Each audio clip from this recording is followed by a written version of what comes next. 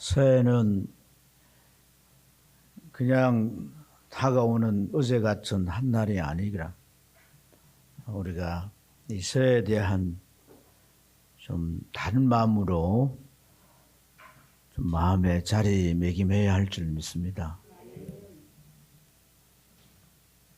사람의 변화는 생각을 달리하고 또 우리는 믿음으로 사는 사람들이기 때문에 그 생각을 믿음에 잘 고착시켜서 나아가는 이런 태도가 필요합니다.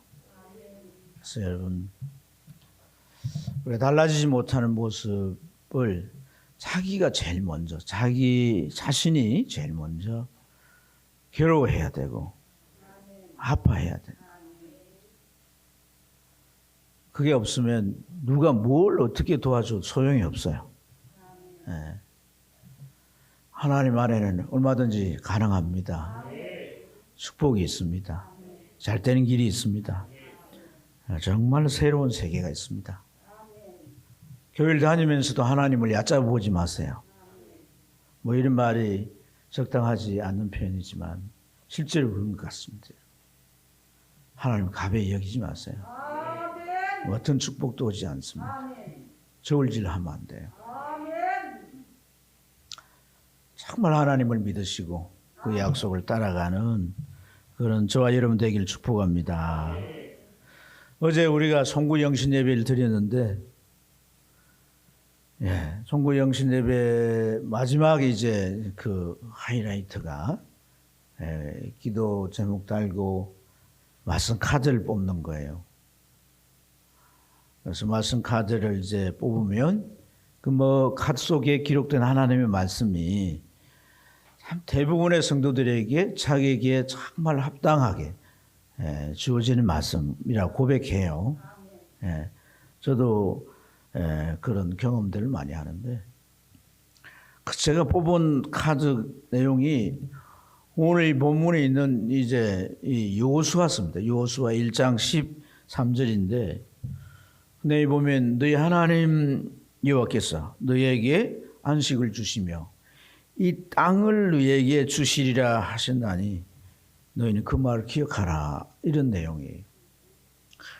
제 아내가 그걸 확인을 하더니 아주 화색이 띠면서 지금까지 뽑은 카드 중에 제일 잘 뽑은 것 같다 그래.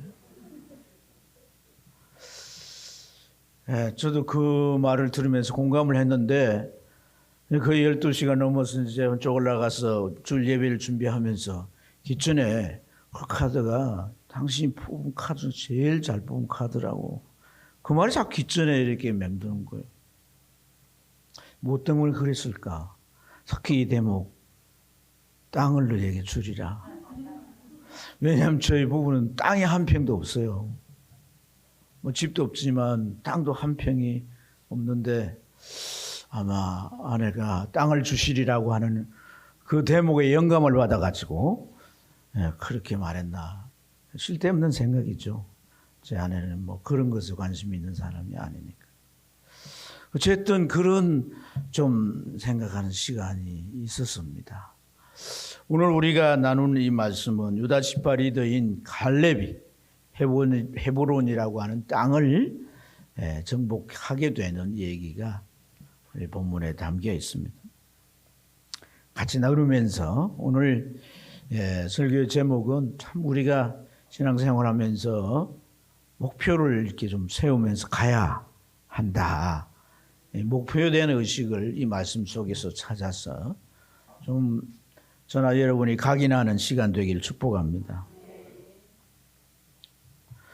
여호수아가 이끄는 이스라엘 군대는 가나안 땅을 거의 정복을 했습니다.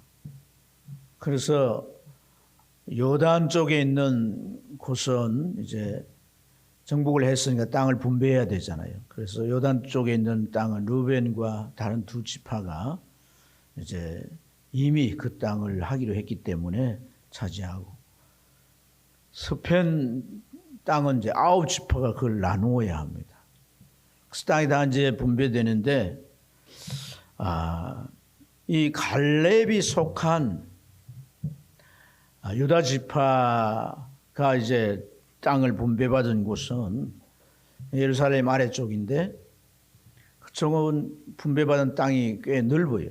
꽤 넓고 좋은 땅들이 많죠. 유다 지파의 수가 많으니까 또 그런 이유에서 넓은 땅을 분배받았습니다. 하지만 그 땅에는 아직도 내쫓지 못한 원래 가나안 이 거민들이 살고 있었어요. 특히 헤브론이라고 하는 이 거민은 이 이제 아주 무시무시한 아낙 자손이 다 성을 쌓고 거기에 버텨 살고 있습니다. 그러니까 그 성을 뭐 정복하려고 싸움을 해보았거나 또 무너뜨려 보려고 해보질 못했습니다. 여러분이 헤브론 하면은 여러분들이 뭐가 생각나요? 헤브론 아낙 자손은 뭐가 생각나요? 이스라엘 백성들이 가데스 바네에서 12명의 지파벨 대표로 정탐꾼을 뽑아가지고 가나안 땅을 탐지해 오게 했죠. 그렇죠. 그리고 여호수아와 갈렙의 10명의 이제 정탐꾼 보고를 할 때 어떤 내용의 보고를 합니까?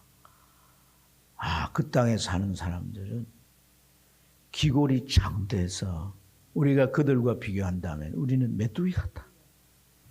그들이 쌓아놓은 성은 꼭대기가 어디에 닿았다? 하늘에 닿았다.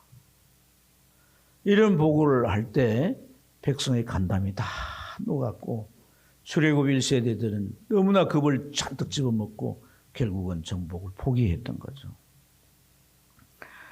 그런 이제 이 성이 헤브론 성이고 그곳에 사는 사람들이 그런 이제 무시무시한 아낙 자손입니다. 그 땅을 이제 배분을 받았지만은 이 유다 지파 사람들 가운데 누구도 그 땅이 자기 족속에게 돌아오기를 원하지 않아요. 그래서 그냥 남겨진 채로 있는 거죠. 남겨진 채. 유다 지파 사람들이 이제 각 이제 족속과 이제 이 집안별로 땅을 분배하지만은 이 헤브론 땅, 그 땅만의 그 옆에 땅도 배분하지 않고 손도 안 대고 그대로 주는 거죠. 그런데 이 갈렙이 어느 날 여호수아를 찾아갑니다. 그리고 여호수아에게 아무도 안 나서는 이 헤브론 땅을 내가 가서 정복하겠더라고. 내가 저들과 한번 싸워서 그 땅을 채보겠다는 겁니다. 이스라엘 전 군대가 싸우지도 않았던 아예 그냥 작전상 포기했던 그 땅인데 일개 이 유다 지파의 리더인 이 갈렙이 군대를 꾸려서 가서 그들과 한번 싸워 그 땅을 차지해 보겠다고 말. 그리고 허락해 달라고. 10절에서 이 갈렙을 소개한 대로 지금 갈렙이 참 우리가 지금 그가 한 말에 제일 부합되지 않는 게 뭐냐면 그의 나이입니다. 10절에는 그의 나이가 몇 살이라고 소개하고 있어요. 85세. 오늘 이 자리에는 85세가 없습니다. 네. 우리 서상수 성도님께서도 아직 그 나이는 아니시죠? 85세가 없습니다. 85세 되면 어느 정도 고령인가 우리가 상상할 수 있잖아요. 걸음걸이도 이렇게 걷습니다. 허리가 구부덩한 채, 말도 어눌하고, 대개 85세 정도 되면, 물론 그렇지 않은 분도 있지만, 패기 넘치는 30, 40대도 아니고, 이 80대 노령의 사람이 이 땅을 한번 도전해 보겠다는 거예요. 여러분, 이 15절을 보면 그 땅에 살고 있는 사람들이 얼마나 위협적인 존재들인가를 더 강조해 소개해 주고 있습니다. 헤브르서의 옛 이름은 기랏 아르바라. 아르바는 아낙 사람 가운데서 가장 무슨 사람? 큰 사람입니다. 기골이 장대하다는 얘기죠. 성경에 이제 다윗과 싸운 인물이 누구예요? 골리앗이잖아요. 그죠? 골리앗은 키가 뭐 2m 50 정도 됩니다. 그런 정도의 큰 사람들, 거구들 중에서도 또 거구들이 이 헤브론에 모여 살고 있다는 거예요. 그런 사람들끼리 결혼하니까 또 그런 사람들이 후손으로 자손으로 태어나겠죠. 그래서 어찌 보면 가나안 지역에 아주 주도적인 그런 이제 족속으로 영향을 끼치며 살아가고 있습니다. 그런데 지금 85세 노인이 가서 싸우고 쾌란 거 발치기도 아니고 말이 안 되는 얘기잖아요. 이게 무슨 만용입니까? 아니면 여러분 배심이 큰 용기입니까? 아니 너무 욕심이 지나쳐가지고 어쨌든 저걸 한번 차지해 보겠다고 은혜 얻어진 겁니까? 무엇일까요?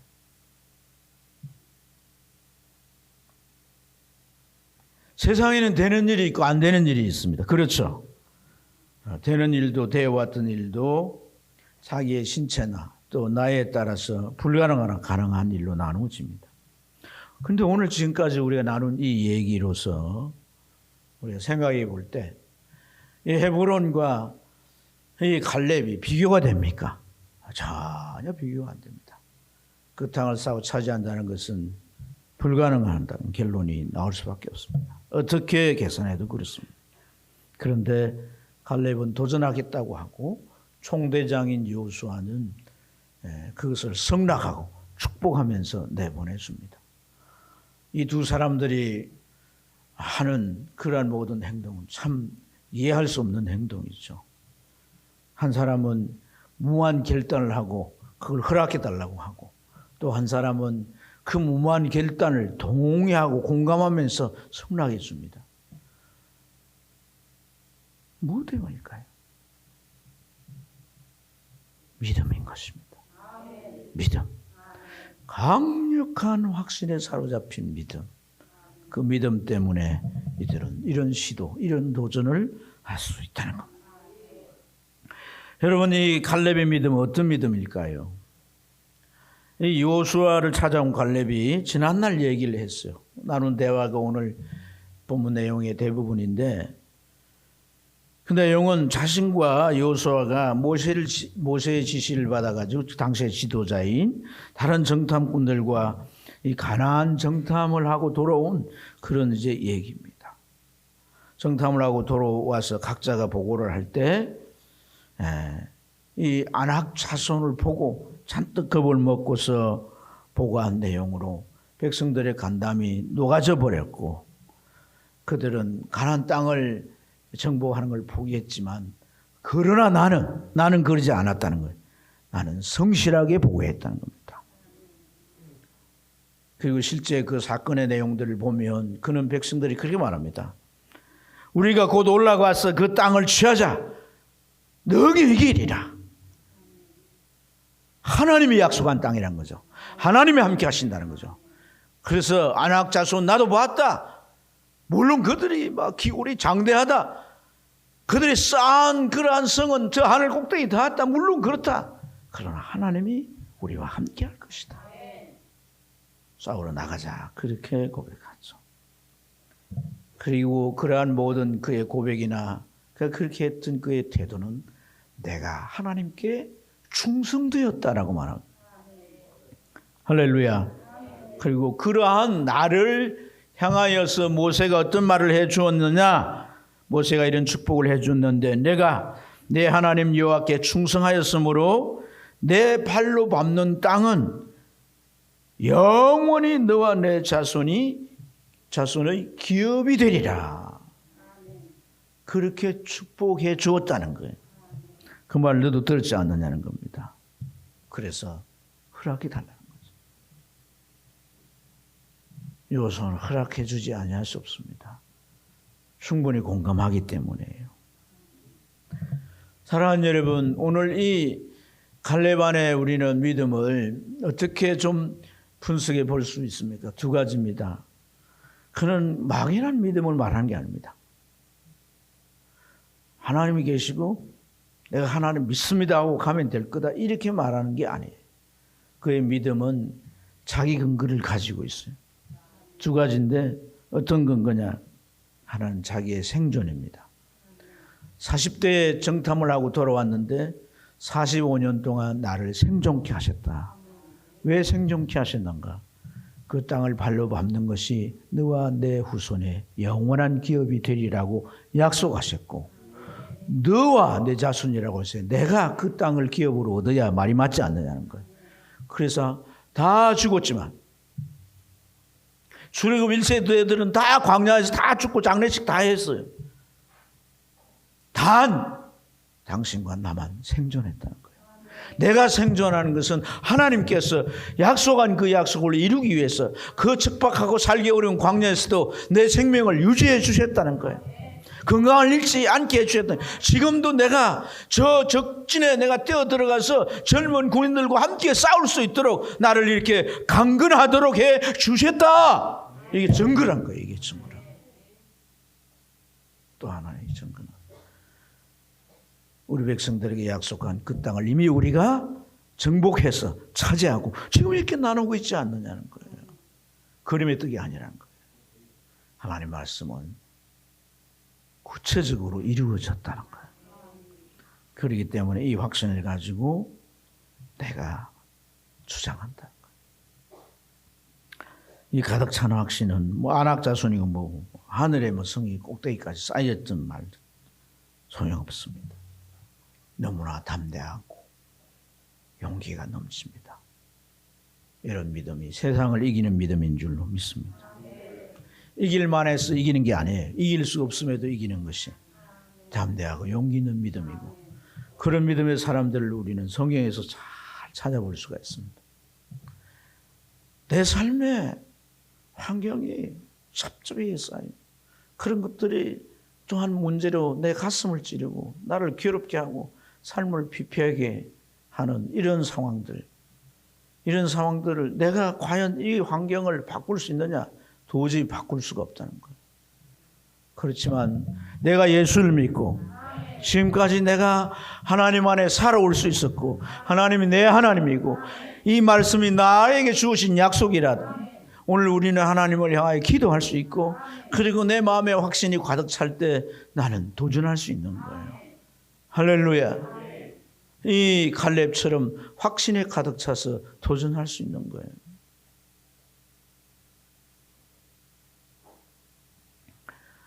중요한 것은 이 믿음이 단순간에 확 생기는 게 아니란 거예요. 하나님께서 믿음을 선물로 주시긴 하지만 믿음이라고 하는 성격이 은사로 주시는 것은 물론 또 다른 의미지만 이 믿음이 갑자기 확 어느 순간에 생겨지는 게 아니라 과정이 있다는 거예요. 과정. 그리고 한 단계 한 단계 그 과정을 거쳐가면 우리 안에 믿음이 자리 잡게 되고 때로는 우리가 할 수 없는 일에도 도전할 수 있는 믿음이 생기고 마음에 평안이 있고 이 믿음이 있으면 주님이 나와 함께 한다는 그런 확신 속에서 세상을 살아낼 수가 있는 겁니다. 요즘 축구 선수 손흥민 얘기를 많이 해요. 촌천에 태어나가지고 초등학교 3학년 때부터 축구를 했. 그런데 프로 출신 그 축구 선수 아버지가 축구하겠다니까 그에게 이제 참 밀착해서 코치를 해줘. 내 아버지가 그를 했대요. 어떻게 훈련하냐면 뭐 공을 차게 하고 이러지 않고 기본기부터 닦여. 기본기부터. 볼 차는 건 나중에 선수가 돼 찼대요. 어릴 때 볼 차게 하지 않고 기본기만 계속 체력을 쌓는. 그래서 기초체력을 쌓고 그 다음에 볼을 다루는 걸 훈련했대요. 리프팅이라고 하는데 발로 이제 발등으로 볼을 톡톡 차서 땅에 안 떨어뜨리는 거죠. 그래서 이제 대개 선수들 보면 서서 하지만 그건 달리면서 그렇게 했는데 세 바퀴를 돌아야 했대요. 운동장. 떨어뜨리면 다시 시작해야 돼. 그 매일 6시간씩 이렇게 축구 훈련을 했는데 명절 때도 훈련을 했대요. 집안에 뭐 경사가 있어도 훈련을 했대. 6시간도 훈련하는 건 철칙이야. 하늘이 두 쪽 나도 훈련해야 돼. 그리고 이제 그가 선수가 되자 볼 차기를 연습하는데 하루 1000개씩 슈팅하는 연습을 했대. 그렇게 슈팅하는 연습을 한 결과 손흥민 존이라는 게 생겼다며. 손흥민 존. 다른 선수에게 없는 손흥민만이 딱 이렇게 차는 방식으로 그 공간에 있는 거예요. 그러니까 키프도 잡아낼 수가 없어요. 달리기를 얼마나 시키든지 그의 장점이 스피드입니다. 스피드. 드리블은 드리블로 하는 건 세계적이지 않아도 공격 선수에게는 스피드가 중요하거든요. 분리전 때 여러분 70m를 자기 골대 앞에서 저 이제 상대편 문전까지 가지 않습니까? 여러 명의 선수들을 탁탁 따돌리고 그리고 원더골을 집어넣습니다. 감탄하는 일이 아닙니다. 그래서 그는 영국 리그에서 결국 득점하게 되고 아시아에서 없는 일이에요. 발롱드 상의 후보입니다. 최고의 상이죠.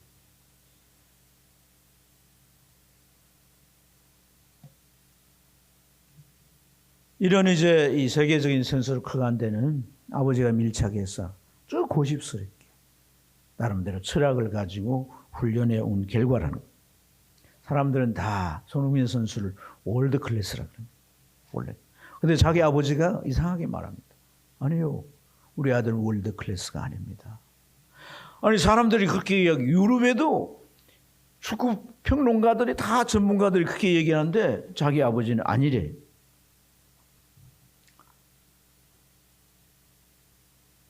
그렇게 아니라고 말하는 이유, 그리고 아들에게도 아니다라고 생각하도록 계속 아들에게 주입하고 강조하는 이유는 내가 뭔가 됐다고 하는 순간부터 그때부터 아래로 내려가기 시작한다. 그때부터 아래로 내려가기 시작한다. 뭔가 내가 됐어. 내가 이 정도면 이제 누구 앞에도 내가 과시할 수 있어. 그때부터 하향 곡선을 긋기 시작한다. 어떤 사람은 추락하기도. 절대 월드 클래스다 그렇게 말하지 마. 아니다. 그리고 아들에게 더 주문하는 것은 매년마다 10%씩 성장해라. 10% 성장하도록 새로운 프로그램 만들고 그리고 돕고 계속해서 다른 선수 훈련이 끝나도 그 10%를 위해서 이제 전략을 짜 훈련하는 거죠. 이게 훈련인 거예요. 훈련. 재능은 타고나지만 훈련은 누구나가 할 수 있는 거예요. 누구나가 할 수 있는 거예요. 믿음이라고 하는 부분도 어떤 면에서 이런 부분이 있다는 겁니다. 과정이 있고 우리가 그 믿음의 단계를 목표를 가지고 뭔가 이렇게 쌓아가는 이런 과정에서 믿음의 토대가 되어지고 그게 하늘부터 성령을 통하여 확신이 부어지게 되고 무엇이든 오늘 이 갈렙처럼 어찌 보면 무모하리만큼 불가능한 일에 우리가 도전할 수 있게 되는 것이다.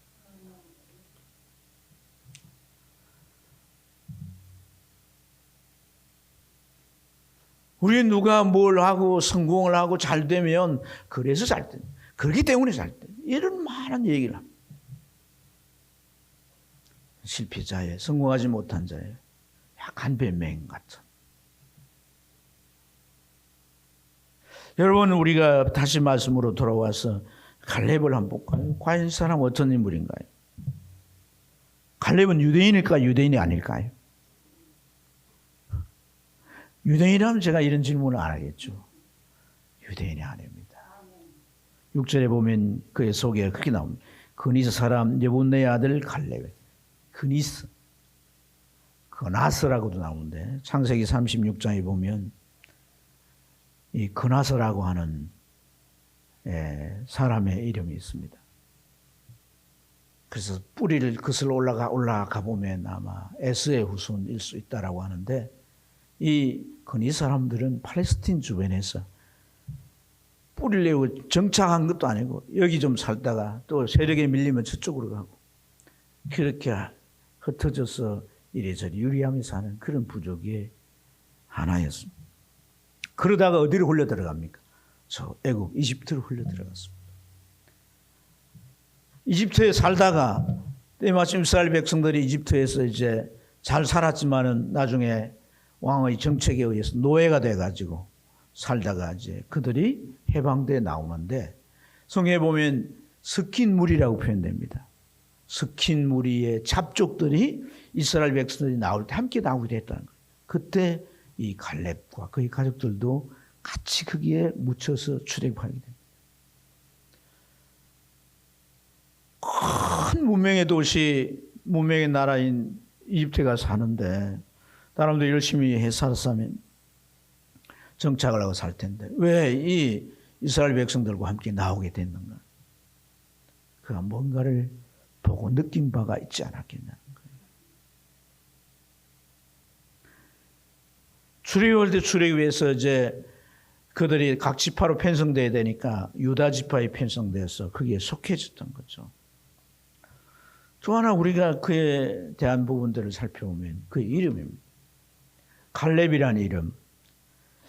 갈렙이라는 우리가 인물을 아주 높이 평가하고 또 이 갈렙이라는 인물에 대해서 우리가 많이 말씀해서 나누기도 하니까 그 이름의 뜻도 좋지 않겠느냐 하면 이름의 뜻이 뭐냐면 개입니다. 개. 공격자, 노예 또는 갈렙이라는 이 히브리 원어가 또 숫닭의 울음소리.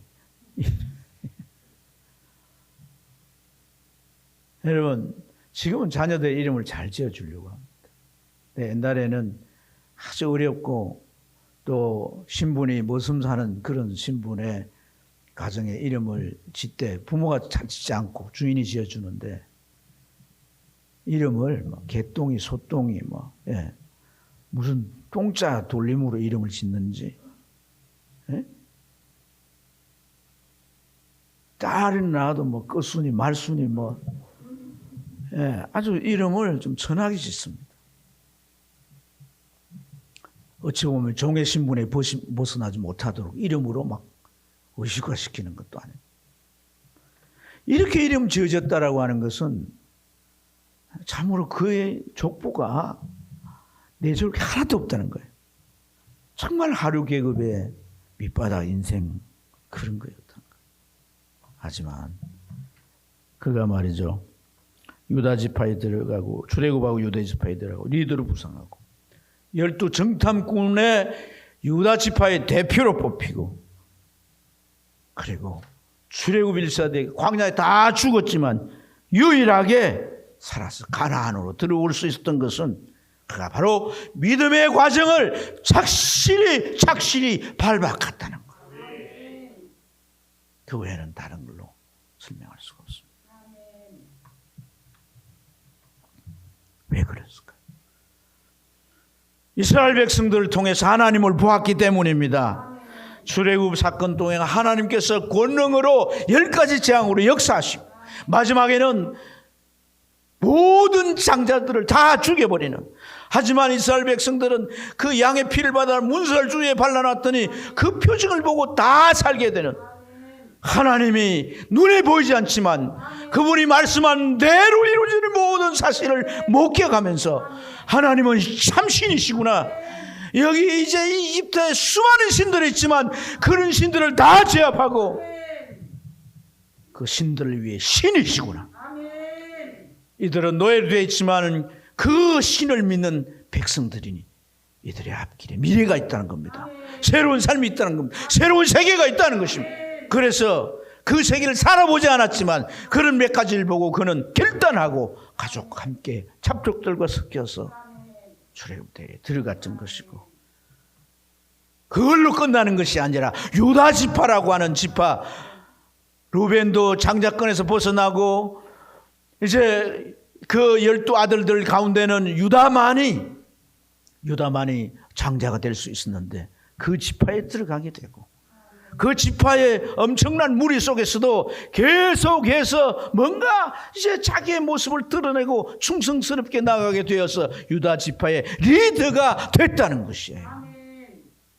중요한 상황에 뽑혀 나가서 그리고 그 모든 일의 결과를 하나님 앞에 충성되게 그 모습을 보이고 하나님과 주의 종의 눈에 각인되었던 것이고 이런 축복을 빌게 되어지고 그 축복을 이룰 수 있도록 하나님께서 그를 붙드시고 여기까지 인도해 오셨고 마침내 이 안악 자손을 깨부수고 그 땅을 차지한 줄로 믿습니다. 힘이 센 놈이 제일 좋은 조건을 차지하는 거예요. 맞죠? 힘이 세면 좋은 집 차지하고 넓은 땅 차지하고 다 합니다. 안악 자손의 땅이 바로 그런 땅인 거예요. 힘이 세서 차지한 게 아닙니다. 갈렙은 믿음으로. 어떤 믿음? 믿음의 목표를 세우고 차곡차곡 쌓아갔던 믿음. 그 믿음에 하나님이 이렇게 축복을 부으신 것입니다. 할렐루야. 자신이 나이가 85세라는 게 전혀 문제가 될 수 없습니다. 왜냐하면 그 일은 젊은 패기로도 되는 게 아니고 나이 많은 경륜으로 되는 것도 아닙니다. 하나님이 하셔야 되는. 할렐루야.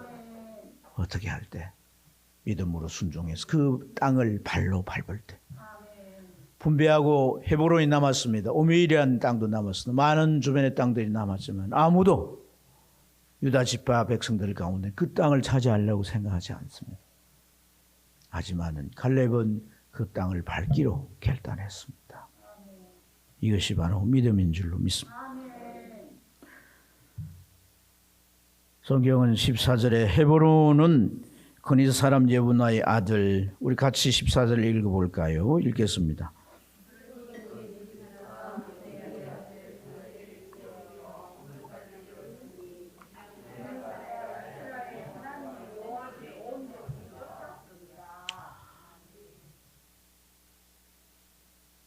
모세가 그랬잖아요. 네 밟는 땅이 네 땅이 될 것이고 너와 네 후손에게 영원한 기업이 되리라. 성경에 그렇게 말하지 않습니까? 지금까지 그의 후손들이 그 땅에 살고 있다는 거예요. 하나님의 말씀이 아닙니다. 모세가 한 말입니다. 하나님의 종들은 때로는 감동이 돼서 하나님의 말씀으로 말씀하게 됩니다. 사람의 말로 듣고 함부로 취급하니까 그 말이 내게 축복이 안 됩니다. 잔소리나 하고 안 되는 거 쫙 지적질이나 하고 이렇게 들으니까 아무 쓸모없는 말이에요. 성도들에게 말을 할 때는 생각을 하고 말을 하는데 그 말에 대한 회답이 없는 경우도 너무나 많습니다. 이런 모습들은 믿음으로 살아가는 모습이 아닙니다. 하나님으로부터 오는 모든 것은 다 귀하게 여기나. 좀 신앙이 순수해 보십시다. 좀 신앙이 좀 신앙이 하나님 중심적이면 좋겠습니다. 좀 교회 중심적이면 좋겠습니다. 좀 말씀 중심적이면 좋겠습니다. 그렇게 사는 것이 믿음의 그릇이 되는 것이고 하나님 거기다가 복을 붓는 거지 뭐 내 생각에 복을 붓는 거 아닙니다. 내가 이런 생각하고 내가 이런 정도라고 하는 그런 자기 착각에 하나님 복을 붓는 게 아닙니다. 좀 바보스럽게